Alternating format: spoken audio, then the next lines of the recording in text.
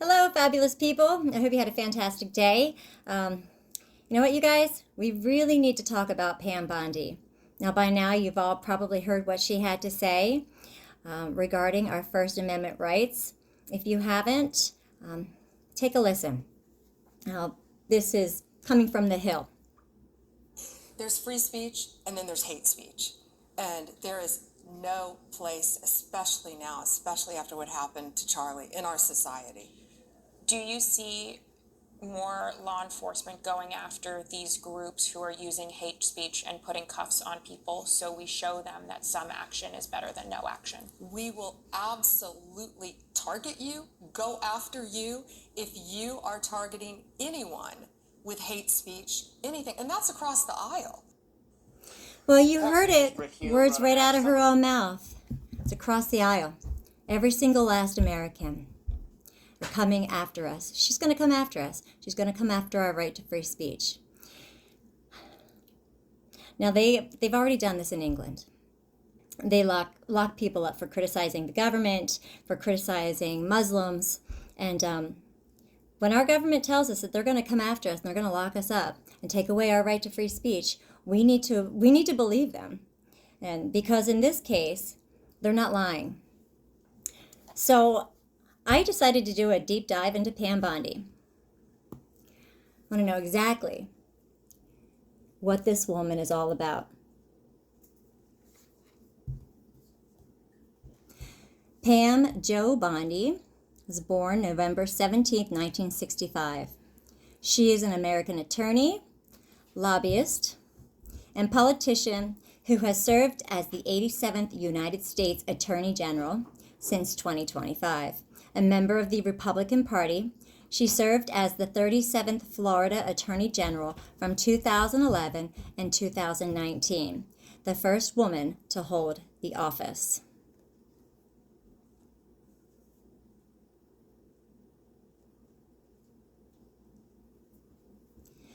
Now, it's interesting because she used to be a Democrat.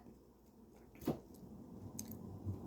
probably shouldn't say used to be, because a lot of these politicians who claim to be Republicans only do so because it was convenient or the only way that they could get into office.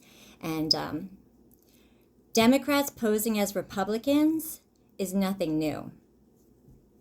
Now, I'm going to play a clip for you. Hopefully you know this already, but in case you don't, take a listen to this. Actually, you know what? First, let's continue reading about her. Born and raised in the Tampa Bay area, Bondi graduated from the University of Florida and Stetson Law School. She served as an assistant state attorney in Hillsborough County, Florida from 1994 to 2009. In 2010, Bondi was elected Attorney General of Florida, becoming the first woman to serve. She was reelected in 2014, and then she was term limited in 2018. In 2020, Bondi was one of President Trump's defense lawyers during his first impeachment trial. By 2024, she led the legal arm of the Trump-aligned America First Policy Institute. On November 21st, 2024, President-elect Trump announced his intention to nominate Bondi for Attorney General after former Congressman Matt Gaetz withdrew from consideration. If you don't know about that debacle, you might want to look into it. Bondi was a prosecutor and spokeswoman in Hillsborough County, where she was an assistant state attorney. She prosecuted former Major League player Dwight Gooden in 2006 for violating the terms of his probation for substance abuse. 2007, she prosecuted the defendants in Martin Anderson's death. She was a lead attorney general in an unsuccessful lawsuit seeking to overturn the Patient Protection and Affordable Care Act, known as Obamacare, in Florida. In the lawsuit, the state of Florida and 26 other states argued that the individual mandate provision of the ACA violates the United States Constitution. In 2011, Bondi pressured two attorneys to resign who were investigating Lender Processing Services, a financial services company now known as Black Knight, following the robo-signing scandal as part of their work for Florida's Economic Crime Division. In 2013, she persuaded Governor Rick Scott to postpone a scheduled execution because it conflicted with a fundraising event. And you will see that Pam Bondi loves money. After questions were raised in the media, Bondi apologized for moving the execution date. In 2018, she joined with 19 other Republican-led states in a lawsuit to overturn the ACA's ban on health insurance companies charging people with pre-existing conditions. She defended Amendment 2, a 2008 amendment to the Florida Constitution banning same-sex marriage, against legal challenges on behalf of the state. Bondi said that these actions did not reflect her opinions on same-sex marriage, but were out of respect for the Constitution. Following the 2016 Orlando nightclub shooting in June, Bondi was interviewed by CNN reporter Anderson Cooper, who said that Bondi's expression of support for the LGBT community was at odds with her past record. In August of 2018, while still serving as Florida Attorney General, she co-hosted The Five on Fox News 3 days in a row, while also appearing on Sean Hannity's Fox News show. Fox News claimed that the Florida Commission on Ethics had approved Bondi's appearance on the program.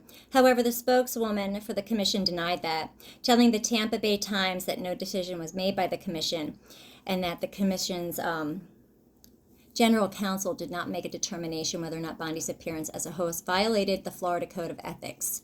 And this won't be the first time where they wonder about her ethics, whether or not this politician is ethical. The Tampa Bay Times described it as unprecedented for a sitting elected official to host a TV show. Now, let's go back to 2013. Bondi received scrutiny following a campaign donation from Donald Trump. Prior to the donation, Bondi had received at least 22 fraud complaints regarding Trump University. A spokesperson for Bondi announced that her office was considering joining a lawsuit initiated by Eric Schneiderman, the Attorney General of New York, regarding tax fraud, potential charges against Trump. 4 days later, And Justice for All, a political action committee established by Bondi to support her reelection, received a $25,000 donation from the Donald J. Trump Foundation. Bondi subsequently declined to join the lawsuit against Trump University. Both Bondi and Trump have defended the propriety of the donation.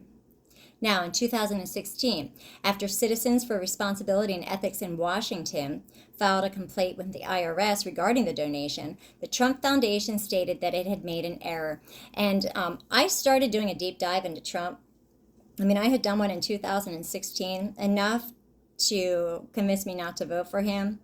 But I've gone even further this time. And you're going to see that he made these types of errors quite often, intending for the donation to go to Bondi's unrelated Kansas nonprofit Justice for All. In June 2016, as Bondi was facing renewed criticism over the issue, her spokesman said that Bondi had solicited the donation directly from Trump several weeks before her office announced it was considering joining the lawsuit. Oh, okay, well that explains it. On March 14, 2016, Bondi endorsed Trump in the 2016 Florida Republican presidential primary, saying she had been friends with him for many years. And most certainly, they are very close friends now, aren't they? She is incredibly loyal to President Trump. In September 2016, the IRS determined that the donation to Bondi's PAC violated laws against political contributions from nonprofit organizations and ordered Trump to pay a fine for the contribution. Trump was also required to reimburse the foundation for the sum that had been donated to Bondi. Neither Bondi nor her PAC were fined or criminally charged, because they never are. In November 2019, Trump was ordered by a New York State court to close down the foundation and pay $2 million in damages for misusing it, including the illegal donation to Bondi. In 2019, after her final term as Florida Attorney General, Bondi was hired by Ballard Partners, and she began working as a registered foreign agent and lobbyist for Qatar. I'm not sure if you're familiar with Qatar or not, but I am. And the fact that She lobbied for them, and the fact that Trump is such good friends with them should raise really big red flags. Now, she claimed her work with Qatar was related to anti-human trafficking efforts. Once again, here we go. She is a champion against human trafficking, isn't she? In advance of the 2022 FIFA World Cup. She left the Qatari project in 2019 to work in a temporary position for the White House counsel for President Trump's first impeachment proceedings. You know, she refused to protect children in her own home state. She could have prosecuted Epstein. She could have protected the children, but she didn't. She chose not to. And yet we're supposed to believe that she championed for children rights for child in Qatar. This is so frustrating. Let's just keep reading. As a partner at Ballard Partners, she also became a lobbyist for KSCC, a company incorporated in Kuwait. Bondi was lobbying for the Kuwaiti company to help with a case of claimed extortion. During her time at Ballard Partners, Bondi lobbied for GEO Group, Amazon, Uber, General Motors, the Florida Sheriff Association, and others. Trump's first impeachment proceedings. In November 2019, she was hired by the first Trump administration to help the White House during Trump's first impeachment proceedings. Her position was described the following month as being to attack the process of the impeachment inquiry. On January 17, 2020, Bondi was named as part of Trump's defense team for the Senate impeachment trial. During the following lame duck session, Trump appointed Bondi to the Board of Trustees of the JFK Center for the Performing Arts. The Palm Beach Post described the appointment as a reward for her loyalty to Trump. By 2024, Bondi led the legal arm of the Trump-aligned America First Policy Institute, a nonprofit that planned policies for a potential second Trump presidency. She worked to file voting lawsuits in battleground states relating to the 2024 presidential election. On January 29th, the Senate Judiciary Committee approved her nomination in a party-line 12-10 vote. She was confirmed in a 54-46 Senate vote on February 4th. The only Democratic senator who voted aye was Senator John Fetterman. Bondi disclosed to the Senate Judiciary Committee and the designated ethics official at the United States Department of Justice the compensation for her consulting services to Renatus Advisors, LLC of Puerto Rico in shares and stock warrants from the merger of Digital World Acquisition Corp. And Trump Media and Technology Group, which were in turn converted to shares and warrants. I'm so sorry, bear with me. Because later, when she sold her shares for $1 million. Well, that's a lot more than $25,000, isn't it? $1 million Trump Media shares. Which reminds me, I need to dump my Trump shares. On February 5th, 2025, Supreme Court Justice Clarence Thomas swore Bondi into office as the 87th Attorney General. On Bondi's first day in office, she shut down the FBI's Foreign Influence Task Force. Now think about that. One of the first things she did was shut down the Foreign Influence Task Force. She also shut down the DOJ's Task Force Klepto Capture and cut back enforcement of the Foreign Agents Registration Act. Bondi has largely taken an implementation role as Attorney General, with key decisions being made by Deputy Chief of Staff Stephen Miller and other White House officials. In late February 2025, a number of files related to Jeffrey Epstein were released, heavily redacted and offering little new information. Bondi was criticized for her handling of the release, with commentators on the right and left labeling the move a political stunt rather than a genuine effort at transparency. The Guardian derided the release as a lot of redacted nothing. In March 2025, Chief Judge James Boasberg of the Federal District Court in D.C. issued an order to temporarily block the Trump administration from using the Alien Enemies Act, deporting alleged members of Venezuela gang, trending you know what, we don't need to get into that. I think we all know quite a bit about that already. And that is extremely controversial as well. Now let's talk about the Foreign Influence Task Force. It was created in 2017 by the FBI in response to the increasing threat of foreign interference in U.S. elections, particularly following the Russian interference. Well, I think we know a lot more about that now too, don't we? In September 2025, the task force was disbanded by the newly appointed Attorney General Pam Bondi. The closure of the FITF has sparked debate about the U.S. government's commitment to countering foreign interference. Critics argue that dismantling the task force undermines efforts to protect electoral integrity and could embolden foreign actors to engage in disinformation campaigns without fear of repercussions. In summary, the Foreign Influence Task Force played a crucial role in addressing foreign threats to U.S. democracy, but its recent disbandment raises serious concerns about the future of election security and the potential for increased foreign interference in American politics. Now, the Foreign Agents Registration Act is a United States law that imposes public disclosure obligations on persons representing foreign interests. Now, this to me is another huge red flag. To do away with this, to do away with the law that imposes public disclosure obligations on persons representing foreign interests. We are having such a tremendous problem with foreign interests in this company. This is the last law that they should have done away with. It requires foreign agents defined as individuals or entities engaged in domestic lobbying or advocacy for foreign governments, organizations, or persons to register with the Department of Justice and disclose their relationship activities and related financial compensation. But not any longer. It was enacted by the 75th United States Congress in 1938, and they just did away with it. That blows my mind. FARA does not prohibit lobbying for foreign interests, nor does it ban or restrict any specific activities. Its explicit purpose is to promote transparency with respect to foreign influence over American public opinion, policy, and laws.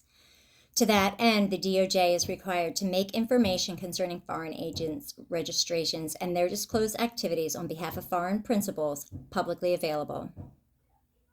It was enacted in 1938 primarily to counter Nazi propaganda.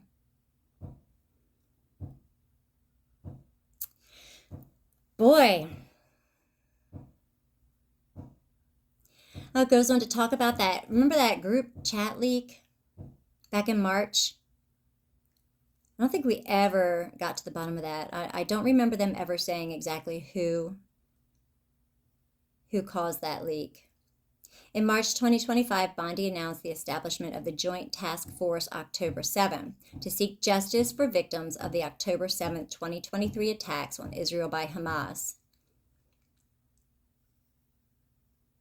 which killed approximately 1,200 people, including 47 U.S. citizens, and saw about 250 others abducted, including 8 Americans. Well, geez, then, they must know about the fact that Egypt gave Israel a warning beforehand, right? They must know about that.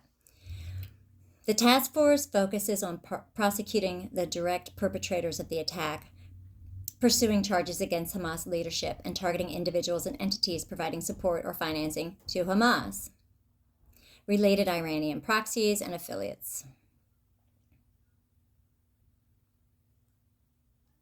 Bondi directed federal prosecutors to seek the death penalty in the Luigi Mangione case as well. Correct me if I'm wrong, but didn't he claim he was innocent? In April 2025, Bondi said that fentanyl seizures in the first 100 days of Trump's second term as president had saved 21 million lives. I had no idea that 21 million Americans used fentanyl. 2 days later, she increased that estimate to 119 million. Wow, we have a lot of drug addicts in this country. Later that week, during a cabinet meeting where she praised Trump and said that his first 100 days far exceeded that of any other presidency in this country, she said that during the same period, DOJ agency had seized 3,400 kilos of fentanyl, which saved, are you ready for this, media? 258 million lives. Wow! Almost all of us are addicted to fentanyl. I didn't know I took fentanyl. Geez, seems like our kids are on fentanyl too. I mean, that's damn near our entire population. These statistics were met with skepticism, given that only around 70,000 fentanyl deaths occur in the U.S. each year, and the claim of lives saved represents 75% of the population. That's just a little dishonest, isn't it? In April 2025, Bondi held a task force meeting on anti-Christian bias. This is not all bad. In May, it was reported that Bondi sold at least $1 million worth of shares in Trump media. Wonder how she got those shares. In July 2025, the Department of Justice and the FBI wrote a memo saying there was no evidence that a supposed list of Epstein's clients existed. Previously in February, Fox News journalist John Roberts had asked Bondi if the Justice Department would be publishing the list of Jeffrey Epstein's clients, to which Bondi responded, "It's sitting on my desk right now to review." That's been a directive by President Trump. I'm reviewing that. Bondi also previously claimed that there were tens of thousands of videos showing Epstein with children, a claim later walked back by FBI Director Kash Patel. The contradictions drew criticism from some figures in the MAGA movement. Most of us. Following the controversy, Deputy Director of the FBI, Dan Bongino, considered resigning from his position due to his disagreement with the Bondi over how the Justice Department handled the announcement of its decision. And if you remember, they used those influencers. They humiliated them, lied to them, invited them to the White House saying that they were going to release phase 2, gave them binders, and sent them right back outside to get photographed and put on the news. And they were all proud and excited, only to get home and realize it was just the same information that they got in phase 1. And I don't know about you, but I'm convinced that they did it on purpose to humiliate us for continuing to ask for the release of the files. They want to shame us into silence, just like when Trump gaslit us. I believe he called us stupid for wanting to know, for wanting to make sure that our children are protected from pedophiles. Hey, but Bondi, she's a champion. She's an anti-human trafficker. Right. For Qatar and for Scientology, but not for the citizens of America. President Trump defended Bondi, posting on Truth Social that she was doing a fantastic job in her role. According to CNN, privately, Trump has also doubled down on his support for Bondi. The Wall Street Journal later reported that during a briefing on the Justice Department's review of the files in May, Bondi informed Trump that his name was included among the documents. And if you haven't seen the drawing and letter that Trump gave Epstein for his birthday book, you should go check that out, as well as the check for $25,000. But all of that's going to be included in my Trump video. In August 2025, Bondi announced on Twitter that the Department of Justice and the State Department were increasing the reward to $50 million for Nicolas Maduro, accusing the Venezuelan president of collaborating with foreign terrorist organizations. All right.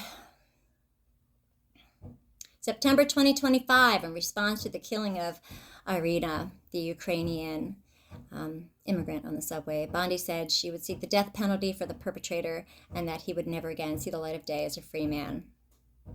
In September 2025, in the aftermath of the killing of Charlie Kirk, Bondi stated, "We will absolutely target you, go after you, if you are targeting anyone with hate speech." And that was, of course, the video that I showed you in the beginning. And I hope you all know that that's absolutely unconstitutional. Our founding fathers knew. They knew the playbook, the globalist playbook. That's why we live in a republic. And that's why our Constitution, our First Amendment, is freedom of speech.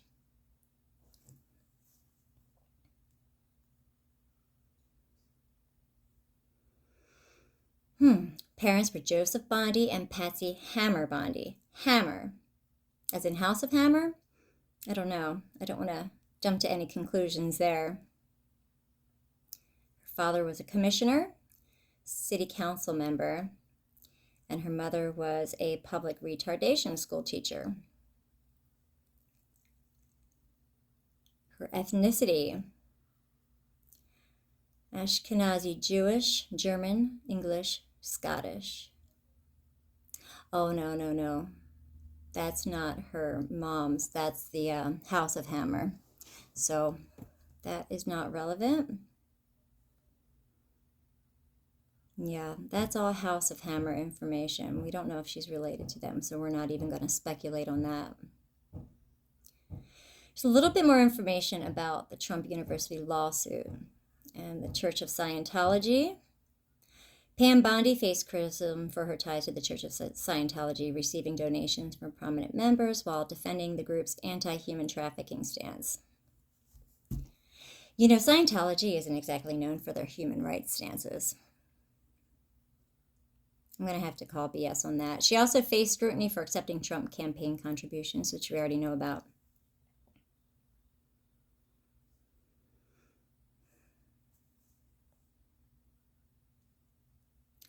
And again, with Scientology and Trump's campaign contributions, past ties to globalist figures sparks concern over botched disclosure of Epstein files. And with that, I believe they're talking about good old Jeb Bush.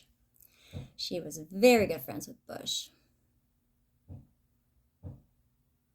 Now, this is a little bit of an article by, looks like Laura Loomer, regarding the phase 2 of the Epstein files on Friday, and I don't see a date on this here. This is back in February, so maybe around like the 25th. Investigative journalist Laura Loomer took to X to report alleged efforts on Bondi's role in recent White House events. In her post, Loomer stated, "I'm told the organizers of the event at the White House yesterday have told all of the influencers involved to post selfie videos denying Pam Bondi's involvement and to claim they all had no idea they were getting binders. Everything is so scripted. Pam is the one who handed them the binders and strutted into the meeting to make a big deal about it. How can they say she wasn't involved now? Are we resorting to lying now?" The claim has fueled speculation about Bondi's transparency as Attorney General. Oh my, Bondi's social media history reveals a pattern of support for establishment figures, raising questions about her alignment with the America First agenda championed by President Donald Trump.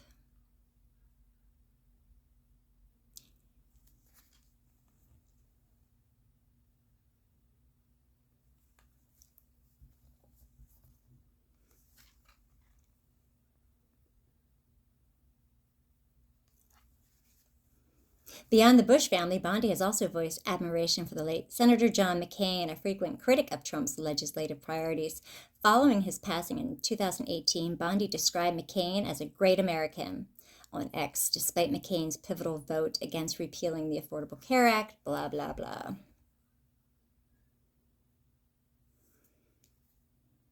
She sure does like globalists, doesn't she? Further complicating her record, Bondi penned a 2018 op-ed in the Orlando Sentinel titled "Bill Barr Will Help President Trump Fulfill the America First Agenda as Attorney General." Now, if you don't know about Bill Barr, I mean, he goes back to Ruby Ridge, believe it or not. He's been involved with quite a few scandals. And his father was Jeffrey Epstein's mentor. His father wrote a really creepy book about alien sex trafficking as well. But I'm sure that's all just a coincidence. Because, you know, it's Pam Bondi. She's anti-human trafficking. Well, except in America. However, former Trump Attorney General William Barr's tenure drew criticism from Trump supporters for his refusal to investigate alleged irregularities in the 2020 election. It should have just been a big red flag in general. Barr has also publicly stated on multiple occasions that he believes Trump lost the 2020 election. Well, you know what? Actually, a lot of us do. Can't believe I'm agreeing with Bill Barr. Whew. Bondi's documented ties to globalist-leaning figures have prompted legitimate concerns about her willingness to lead the Department of Justice in providing full transparency regarding the Epstein files. As Attorney General, she faces mounting pressure to demonstrate whether her past affiliations will influence her handling of one of the most high-profile cases in recent memory. Well, she didn't do anything about it previously as Attorney General. Why would we expect her to do anything about it now? And it's really sad because at the end of this Laura Loomer article, we have all these comments by Trump supporters. I'm going to read some of them to you. Here's one from March. Laura, why would Trump have trusted Bondi to begin with? We know Trump does not trust the Bushes. Surely to God, this is a chess move beyond all chess moves to see if she will release evidence exposing her own past. Was Pam a part of Epstein's case in Florida when he was first arrested? Miami Herald reported that Jeb Bush controls the Miami GOP. Another American writes, I simply cannot express my shock at this. No, really. A few of us know who's running the show. Another citizen wrote, did you mean outright lying? Because every time they speak, they're lying in some manner. Blatant lying, maybe. Nothing but inbred criminal clowns in the uni party having their way against the tax-paying Americans. And another person wrote, Bondi has repeatedly lied to the American public. She has no intention of holding anyone in the deep state accountable for their crimes. I think the first comment really emphasizes what's going on right now. This is going to upset a lot of people, but TDS goes both ways. This isn't a chess move. He's not playing 4D chess. There's really only two options. Either he's compromised, which is what I believe. I believe he is compromised for crimes against children. Or he's a globalist. Because if you really pay attention, all of this, it's just following the same playbook.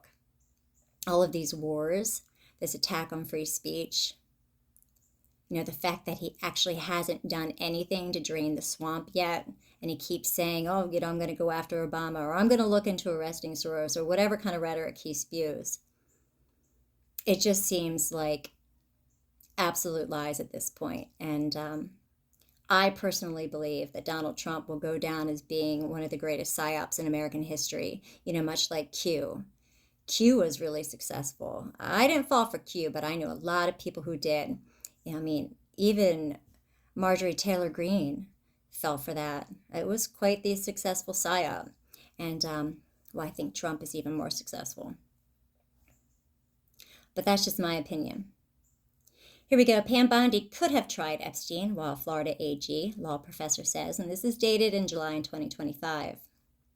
Pam Bondi could have tried Jeffrey Epstein while she was Florida Attorney General between 2011 and 2019, according to a law professor. President Trump's embattled Attorney General has been mired in controversy over the release of the Epstein files, which she claimed were sitting on her desk in February. She could have. She didn't. U.S. Attorney General presses FBI to release all files on Epstein. She accused the federal investigators of withholding thousands of documents related to sex offender Jeffrey Epstein. Do you remember that? That was back in February. And asked the FBI to release all the information by Friday morning without any omissions. This was dated February 27th.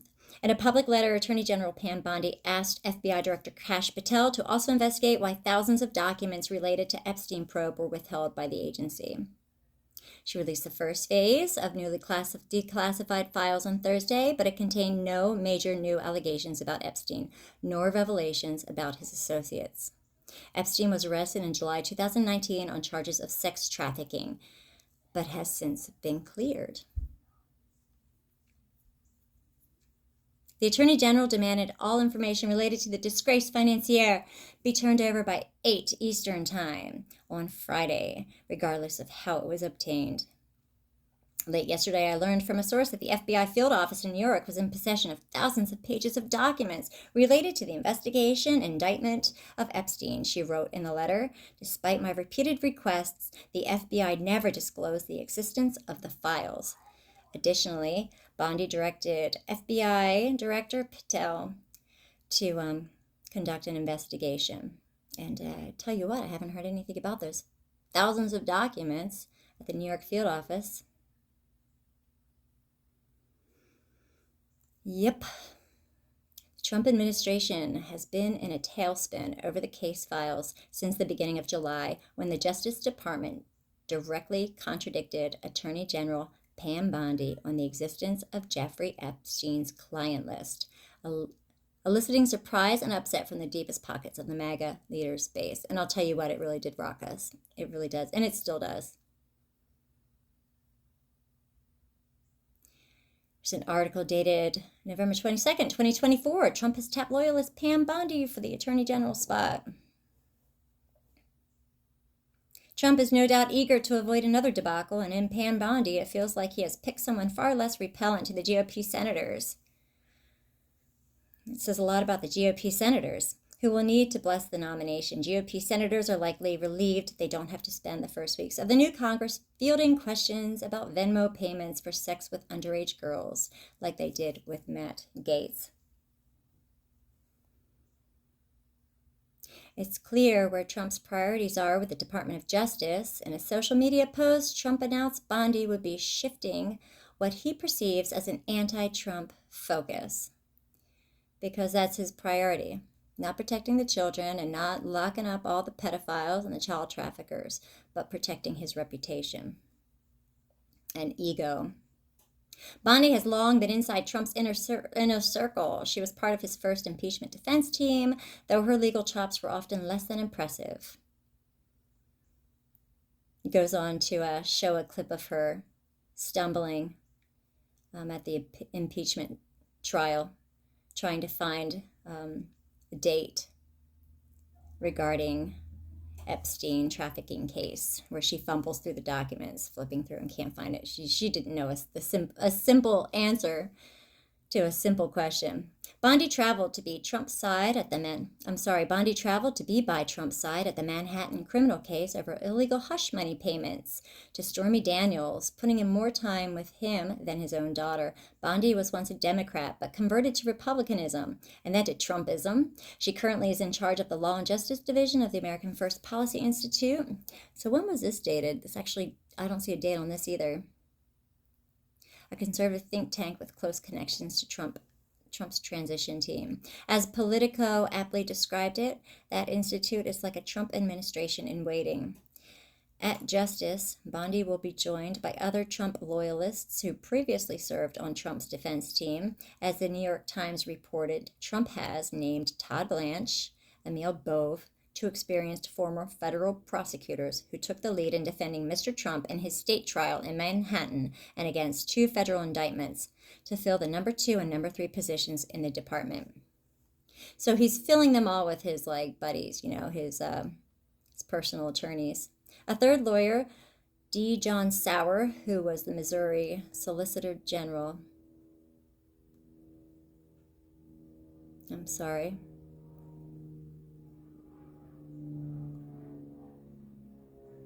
Lost my place here. Solicitor Attorney General. Okay, I totally lost my place. A third lawyer, D. John Sawyer, who was the Missouri Solicitor General and oversaw Mr. Trump's appellate battles, was chosen to represent the department in front of the Supreme Court as a U.S. Solicitor General. In other words, if Bondi is confirmed as expected, Trump's personal lawyers will now fill the top positions at Justice, cementing his hold there. If and when Trump seeks retribution against his political enemies, he now has a loyal cabal in charge of the department to carry out his wishes. One further thought on shifting power and alliances within Trump's inner circle. As the former GOP Attorney General of Florida, Bondi interacted frequently with and is still close to Trump's new chief of staff, Susie Wiles. I'm going to have to get into her too. She's an interesting character, who once headed up Ron DeSantis' campaign, which kind of gives me some red flags about Ron DeSantis as well.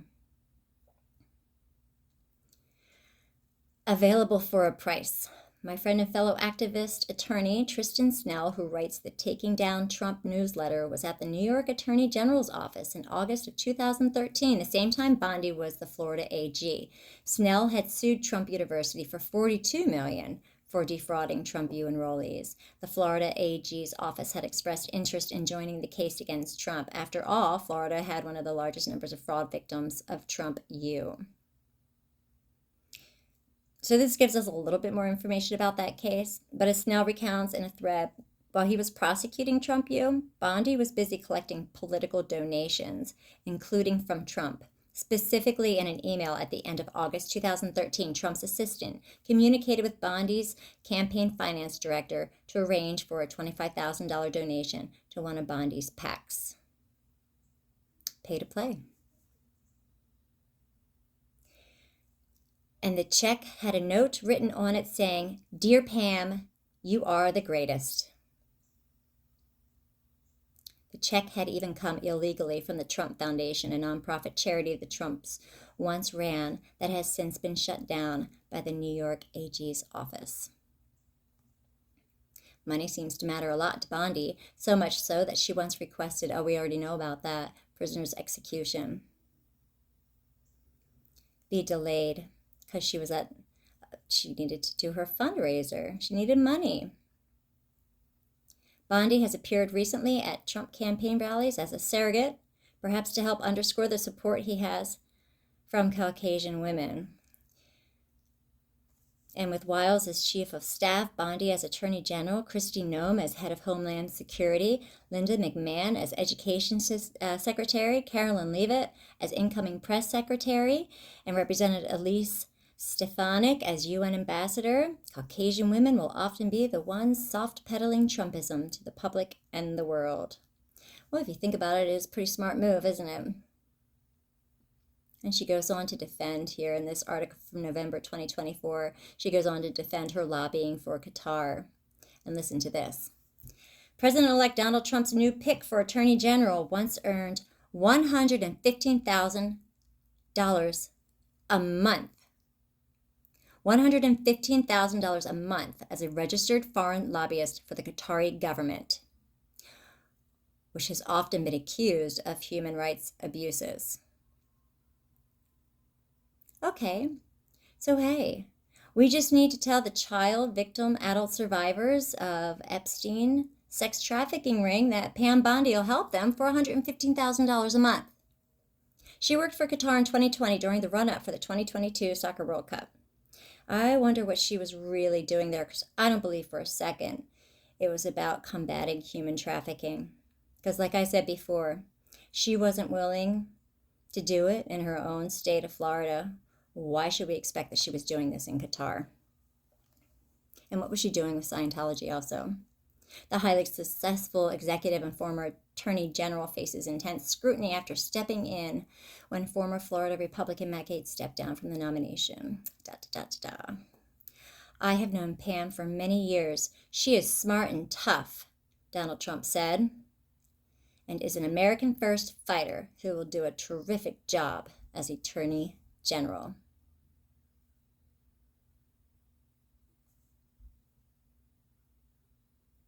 $115,000 a month. Whew, I guess we all have our price.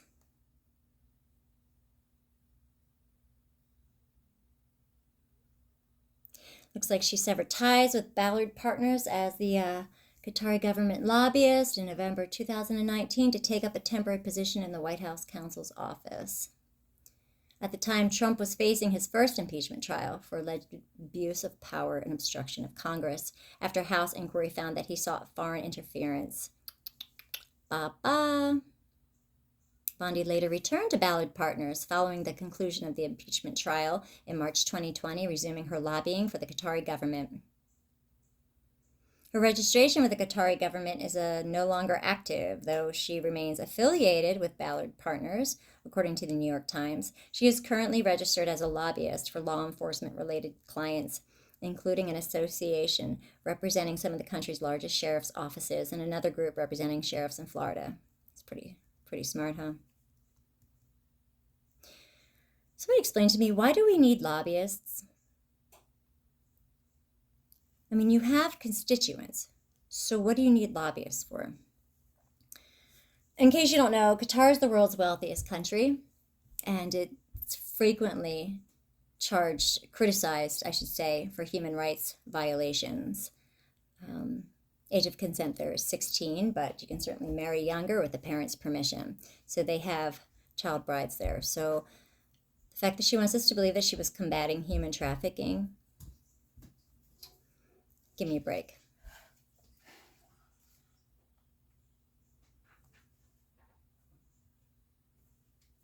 You know, I can go into Qatar, but I think we need just to stay on topic. Here's some recent articles about what she had stated regarding coming after us for our First Amendment rights. It's time for Pam Hate Speech Bondi to go. Now, I was calling her Pam Barr Bondi, but Pam Hate Speech Bondi has a good ring to it too. There's another one that says Pam Bondi forced to backtrack after bankers' hate speech comments. Oh, I'm sorry, bunkers, hate speech comments. Pam Bondi's hate speech comments lead even some conservatives to cry foul. You know, I don't really know any conservatives that are actually fans of Pam Bondi. So I think CNN's got their heading wrong there. Pam Bondi clarifies hate speech comments after getting blowback. If she doesn't have to resign over this, you guys, I think that should be pretty telling to all of us. That is not the law. Bondi promised to target hate speech. She's facing backlash from all corners. I don't know, you guys. What do you think? You think anything's going to come out of her threats to the American public to take away their First Amendment rights? You think Trump is going to criticize her? I have a feeling that she's pretty much untouchable. I have a feeling that she knows everything about Trump. And I have a feeling that there's absolutely nothing that he's going to do about this. I think he's compromised in more ways than we know.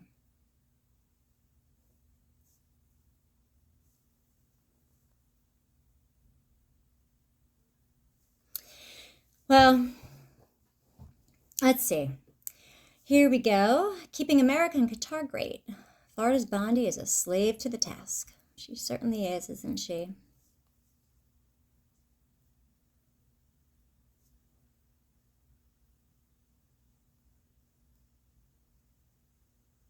Yes, the word counsel is wrong. It should be the verb counsel.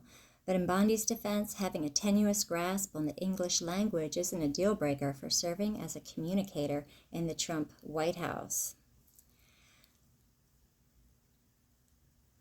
She's criticized by a lot of people as being not that intelligent, not a very good speaker, although Jared Kushner says that she's just about the smartest person that he's ever met.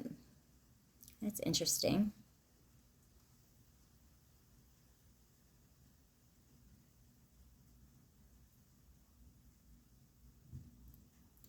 Attorney General Pamela Bondi personally signed memo approving Qatar's Flying Palace gift to Trump administration after lobbying for Qatar and telling Congress she would own any recusal decision concerning conflicts. Now, do you remember that when Qatar gifted Trump a plane that was estimated between $200 and $400 million?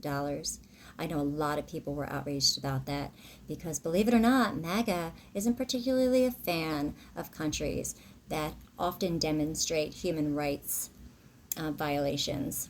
In May 2025, the Trump administration prepared to accept a $400 million super luxury jumbo jet known as the Flying Palace from the royal family of Qatar to use as the new Air Force One. On top of this, the jet would be transferred to the Trump Presidential Library Foundation after the end of his term, where it would be available for his own personal benefit. How is that legal? Attorney General Pam Bondi, who previously worked as a foreign lobbyist for the nation of Qatar, personally signed a Justice Department legal memorandum approving the legality of Qatar gifting the jet to Trump administration. It concluded that it would be legally permissible for the Trump administration and the library to accept the jet, and that it would not violate the U.S. Constitution's. You know what, you guys? I don't even know. Borrowing gifts from foreign royalty or governments. I mean, there is a clause in the Constitution about this. But Pam Bondi said it's okay. Bondi's memo strangely determined that the jet did not constitute bribery because it was not conditioned on any official act, and that it did not violate the clause because it was being gifted to the U.S. government and to the Trump Library Foundation, and not to Trump as an individual. Attorney General Bondi's approval of Qatar's gift to the Trump administration comes after she told the U.S. Senate she might recuse from matters, even where others advised her it is not necessary, and that she would own any recusal decision while signing a limited ethics agreement that would only cover clients she or her former lobbying firm had in the previous year. When asked by the U.S. Senate Judiciary Committee if she would recuse from matters that raise even the appearance of a conflict of interest, Bondi suggested she would recuse from matters even where others advised her it is not necessary, and that she would own any recusal. Bondi also stated the president is bound by the terms of his oath, the Constitution, and applicable law, and when asked about his power over the Justice Department in February 2025, newly confirmed Attorney General Pamela Bondi issued directives limiting the enforcement of foreign lobbying and foreign bribery laws.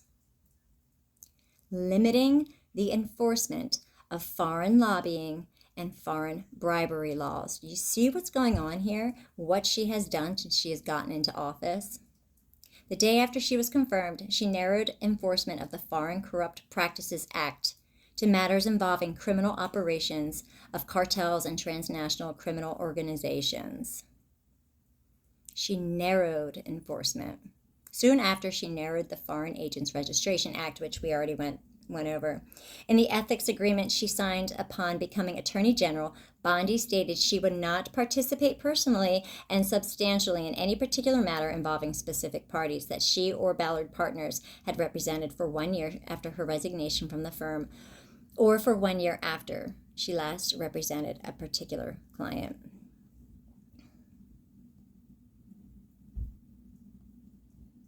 I don't know, you guys. What do you think? What do you think of Pam Bondi? What do you think about what she said about our First Amendment rights?